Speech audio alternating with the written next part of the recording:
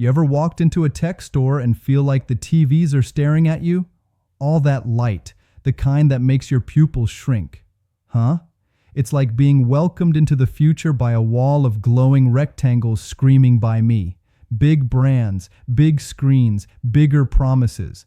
But sometimes behind those explosions of color and sound, there's a secret no one's telling you. Because not all of these TVs are what they pretend to be. In fact, some of the most recognizable names in your local electronics section, total disasters hiding inside familiar logos. So yeah, today we're diving right into it.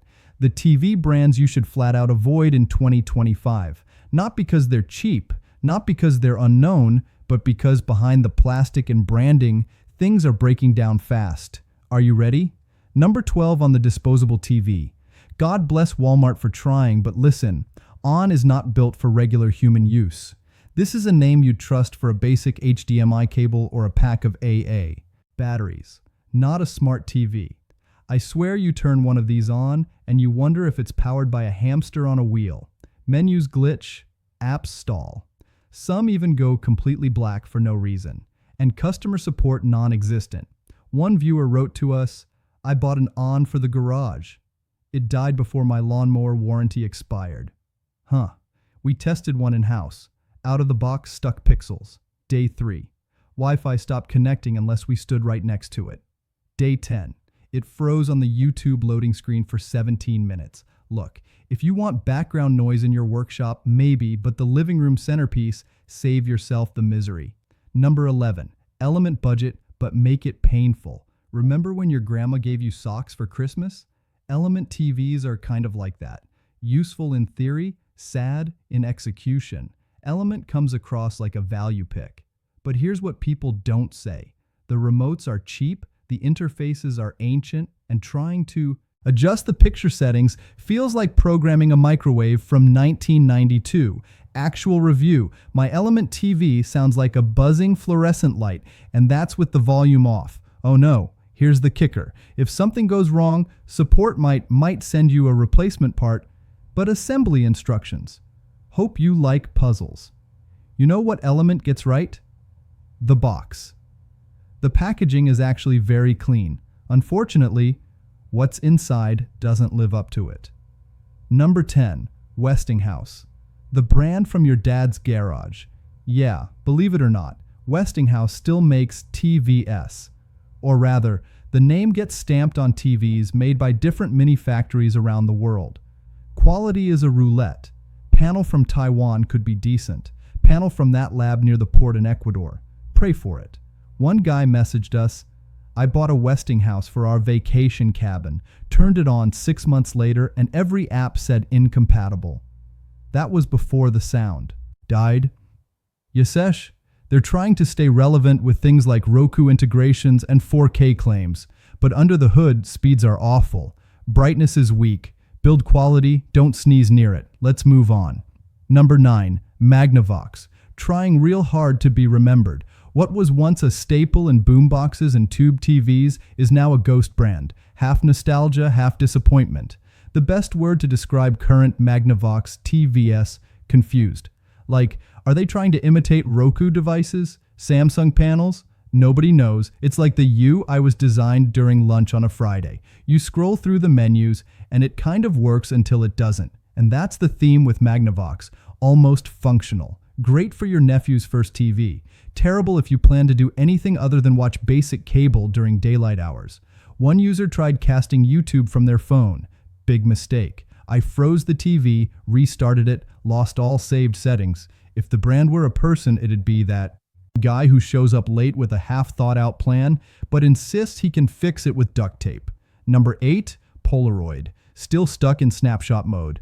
Yeah, they somehow ended up in the TV market, and unsurprisingly, the results are about as awkward as digital video from a camera company. Initial thoughts: pretty box, slick branding, a ton of specs plastered everywhere, but all of that goes out the window when you see the screen. Grainy blacks, weak whites, completely blown out contrast. One subscriber said it best: watching a Polaroid TV is like playing a video game on a potato. The lag is real, and yep, he wasn't kidding. We tested input lag and it's noticeable, like playing Mario Kart becomes comedy. Plus, just navigating home menus took 9 seconds every time. 9 seconds. We counted. There's nothing instant about this instant brand. Number 7, Hitachi. The brand is pretending to be awake. Ah, Hitachi. Sounds like quality, huh? But nope, it's just name licensing again. Turns out most Hitachi TVs today are made by third-party companies slapping on the badge and cutting costs everywhere they can. Picture average audio thin software decades behind. One owner DM'd us booted my new Hitachi. It took 3 minutes, then it crashed while opening Netflix. Worst unboxing since my blender. Ouch. Here's the thing. If you told me to build a Franken TV out of the worst parts of 5 brands, it would look a lot like current Hitachi models. It's not that they're aggressively bad, they're just sleepwalking. Like someone asked, can this play TV? And the engineers went technically, then hit approval. Number 6, Sano. Stuck in a time loop, Sano was never the most premium brand, but it used to hold its ground. Now it's basically background noise in electronics department. Nobody really recommends them, but they somehow still show up in stacks near checkout lines. That should tell you everything. Software is locked. Buttons feel mushy. Picture tuning is a mess. And don't even try adjusting color balance unless you got patience. One viewer told us, I tried to adjust brightness. It increased sharpness. Tried to lower the volume. The TV shut off. I'm scared to plug in anything at this point. What Sano gives you is a shell, a vessel that once promised functionality but just can't keep up anymore. Look, call us picky, but when 2025 gives us 120 Hz panels near instant game mode and Dolby Atmos, Sano's mid-Sunly audio and Blurfest panels feel criminal, but we're just warming up. Number 5, Sharp, flat name, flatter execution. Once upon a time, Sharp was a legend. Cranked out some of the first HD TVs. Built panels for competitors. People respected it. Fast forward to now. Most Sharp branded TVs are built under licensing deals in China or Mexico. Quality varies wildly. Performance even more so. We tested 155-inch Sharp Roku TV and listened to the startup sound glitch 4 times before the screen finally loaded. And when it did, it looked like someone laminated the image with Vaseline. Real customer story. I bought a Sharp for my grandmother because she only uses basic channels. Even that was too much. The thing couldn't stay connected to Wi-Fi and the volume randomly maxed out one night. She thought the house was haunted. Look, anything can go wrong once. But when failure becomes a running joke, that's not bad luck. That's bad hardware. And aside from decent budget soundbars, Sharp is just fading. The pixels aren't the only thing ghosting. Number 4, Vizio. Once a budget hero, now just a struggle. This one hurts.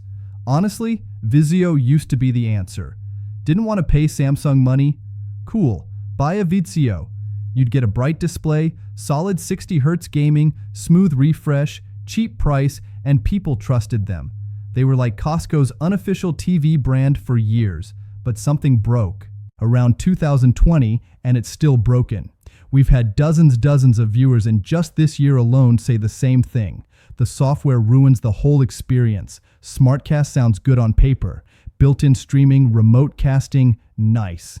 In real life, it lags, it crashes, voice control doesn't understand voice, and sometimes the TV just decides it's done for the day and freezes on the home screen like it got stage fright. One guy messaged, bought the Vizio M series. Looked amazing for 5 months. Then apps started disappearing. Support told me to reset the firmware. Did that TV then forgot it had speakers? That's tragic. If you use a streaming stick, Vizio's picture still shines for a while, but Prey software doesn't push an update because when they update, stability dives. And the worst part, customer service says that's not happening to anyone else. Come on, Vizio, stop pretending this is a one-time issue. Fix the core. Number 3, Sony, the perfectionist with performance anxiety. Sony's a weird beast, right? In terms of pure picture quality, still easily top 3. No one's arguing that. Their image processing is art. Blacks are deep. The motion is gorgeous. You watch a Planet Earth doc on a Sony OLED, and suddenly you're a nature lover with opinions about penguin migration. But here's the problem. Everything around the picture feels stuck. Let's talk about software. Sony still uses Android TV or Google TV now, which on a bad day makes your smart TV feel like a half-smart toaster. Menus stutter, load screens hang, updates can quietly break entire features, and they take forever to roll them out. One guy waited 6 months for a promised Dolby Vision update. Keep checking, still under development, and Sony still charging premium prices like it's 2015 and the competition never caught up. We're talking $2,300 for a 55-inch, sometimes more. And yet, the remote feels thinner than a hotel keycard and slower than your uncle's. Old flip phone, huh? It's like they spent all the budget on the pixels and had $1.37 left for usability testing. Big fan base, no doubt. But here's the vibe in 2025. People are starting to love Sony in spite of Sony. They love the image, just hate the process of getting to the image, like owning a sports car where the AC doesn't work and the door randomly locks you inside. Sony, you make magic. Just modernize the rest. Number 2, LG. The king of OLED that keeps tripping on its own shoelaces. Look, let's be honest. LG has been the face of OLED since day one. The C series, total classic. Deep blacks, punchy color, sleek hardware, chef's kiss. So what's the problem? They got lazy and people are starting to notice. Burn-in worries still around for certain models. WebOS updates hit or miss, and the UI bloated, confusing, way too full of ads you didn't ask for. We had one owner tell us, every time I want to switch inputs, I get a pop-up about some football package I never signed up for. It's like banner ads took over my TV. And then there's the updates. Holy glitch fest. One LG C2 owner updated their firmware last month. It nuked Dolby Atmos support. Another guy hit update all on apps and got stuck in an infinite loading loop that made him unplug the TV completely. Add to that the rising prices and inconsistent quality between batches, and you've got what used to be a lock feeling like a roll of the dice. LG is still one of the best on paper, but in your living room, too many people saying the same thing. It was amazing when I bought it. Then it started acting weird.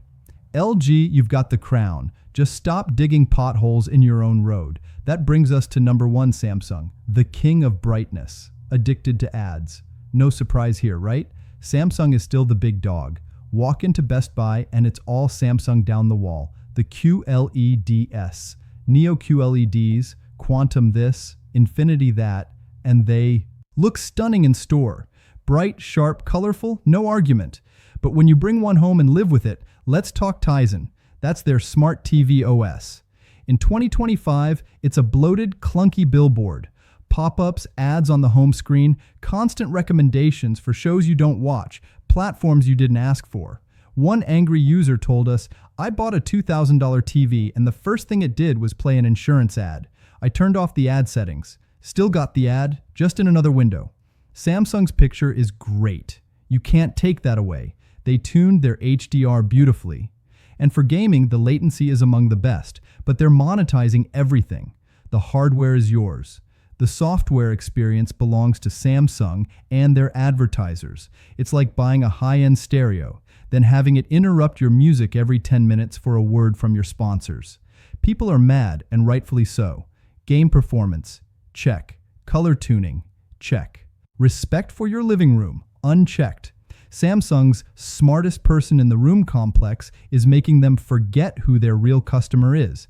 And that's dangerous because no amount of nits, upscaling, or marketing flash can make up for annoyance. So where does that leave us? We've burned through the recognizable disasters, the fallen heroes, the bloated giants, but what about the underdog? What about the brand that used to be mocked and now it's stepping up? So what did we learn? That behind every glowing TV wall and showroom demo reel is a game being played. And if you're not careful, you lose. Because right now in 2025, some of the biggest brands in the world aren't making TVs anymore. They're making illusions, logos you trust. They've been sold, licensed, rebranded, stripped down, or bloated with ad software designed to turn your screen into a marketing channel. This isn't just about pixels. It's about expectations.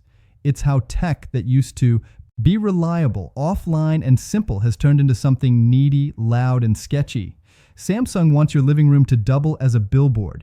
LG wants firmware to fix what hardware should have done, right? Sony still makes art, but forgets that not everyone wants to pay luxury tax just to watch Netflix without lag. And the rest, well, most of them are just ghosts in a plastic box. Names from the 90s, built cheap, sold quick, and buried at the landfill before season 2 of your favorite show even arrives.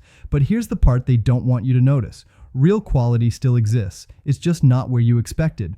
Brands like TCL, once laughed at, are quietly building TVs that work, that hold up, that don't shove pop-ups down your throat every time you turn on the news. It's not because they're perfect. It's because they remembered what the bigger brands forgot, that a smart TV doesn't have to be a genius. It just has to work. So yeah, before you buy your next TV, ask yourself something. Is this screen for me or for them? Because flashy menus, branded apps, and half-baked updates, that's not innovation. That's just noise. They want one that's smart enough to work. Before you go, hit that subscribe button. We don't just review, we expose. From the hype to the hidden failures to the tricks, brands hope you'll never question.